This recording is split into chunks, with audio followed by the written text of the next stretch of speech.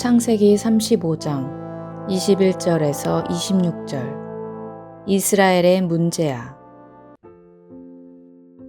이스라엘 선조의 좋지 않은 이야기가 이곳에 실려 있습니다.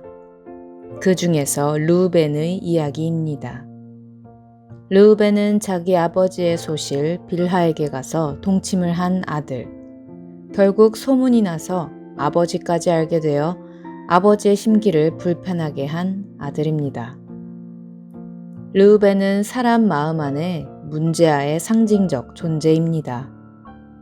사람의 마음에는 여러 아이들이 살고 있습니다. 그 아이들은 야곱의 아들이 12이라고 하듯이 여러 명으로 구성되어 있습니다. 이 아이들은 성장 과정에서 생긴 여러 가지 변수들이 만들어낸 아이들로서 아직은 미성숙한 내 안의 자아들입니다. 그러나 이 아이들은 대화와 돌봄을 통하여 상처를 치유받으면서 성장을 하고 성숙한 자아로 변화해 갑니다. 그런데 그 아이들 중에 아무리 노력을 하여도 선천적으로 변화되지 않는 문제아가 있습니다.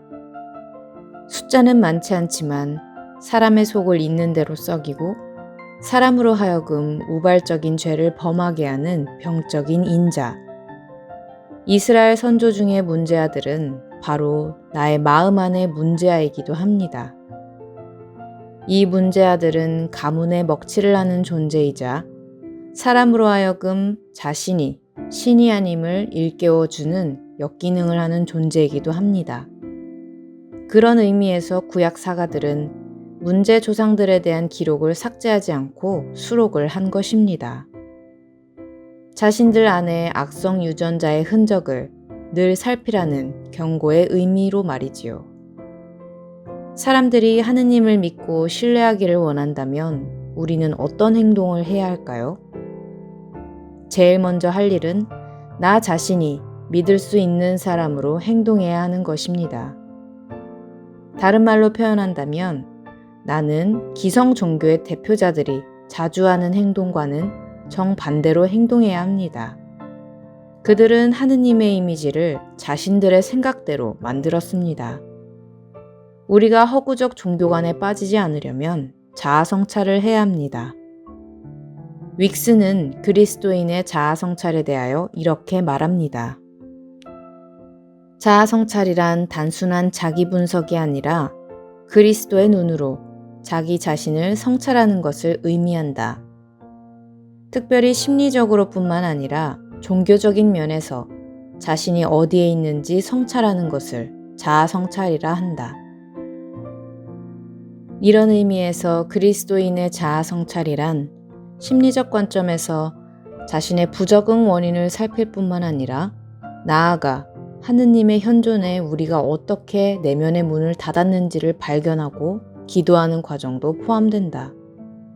그러므로 자기 성찰의 목적은 자기 자신을 끊임없이 발견하는 과정이며 자신의 내면의 갈등이나 상처를 치유함으로써 그리스도와의 관계를 온전하게 할 수 있도록 도와주는 방법이다.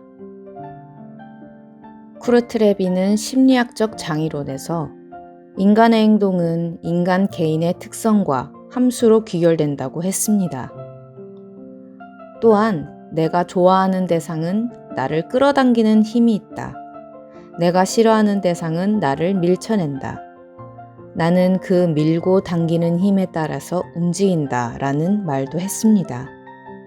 레빈이 본 인간 심리는 이렇습니다. 사람의 마음은 자기장 속에서 자석들이 서로에게 영향을 미치는 모습과 비슷하다.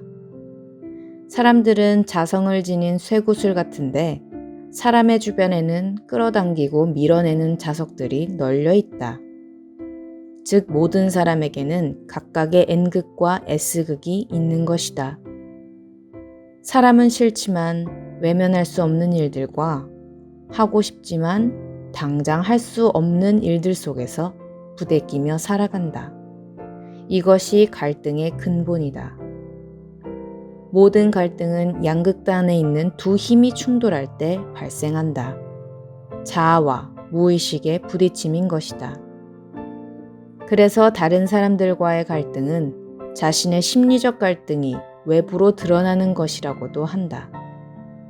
갈등은 신경증의 증표이다. 그러나 모든 갈등이 신경증 증상이냐면 그것도 아니다. 우리는 살아가는 동안 사회적 의무와 무의식적 욕망이 충돌하는 경우를 자주 겪기 때문이다. 그리고 이런 갈등이 없다면 삶은 중단이 되며 자아나 무의식 중 하나가 다른 하나를 억누를 때 심리적 문제가 발생한다. 사람의 정신은 신경증으로 발달한다는 것입니다. 내 안의 문제를 인식하고 긴장, 갈등 구조로 살아가는 것이 인생이란 것입니다. 종교가 건강한가, 사이비인가 하는 것은 참된 평화를 주는가 혹은 거짓 평화를 주는가에 따라 달라지는 것입니다.